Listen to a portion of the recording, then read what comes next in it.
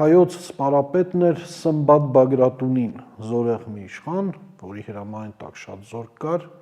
բայց այս իշխանը դավաճանեց։ Դավաճանում է հայության եւ անցնում Բուղայի կողմը։ Նա անգամ շանտաժի միջոցով կալանավորելով հայ ապստամբ իշխանների ընտանիքներին, կանանց երեխաներին ստիպում էր, որ հայերը զենք ցած դնեն արաբների դեմ չկռվեն։ Նա տասնյակ հազարավոր հայերի մահվան պատճառ դարձավ, շատ արյուն հեղեց, ի վերջո Բուղան նաև հենց Սմբատ Բագրատունու օգնությամբ կարողացավ գրավել Հայաստանը։ Եվ երբ Սմբատ Բագրատունուն իր հետ տարավ արաբական խալիֆայության մայրաքաղաք, խալիֆայի մոտ, խալիֆը նրան ընդունեց, մեծարեց, փառաբանեց,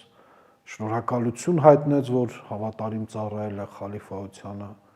բայց ասաց, որ Սմբատը պիտի իսլամ ընդունի, ուրանը քրիստոնեությունը, խոստանալով դրա դիմաց Սմբատին շատ ավելի մեծ պատիվների արժանացնել։ Եվ Սմբատ իշխանը, որ դավաճանել էր հայրենիքին, չցանկացավ դավաճանել եկեղեցուն, որի համար խալիֆայի հրամանով գլխատվեց։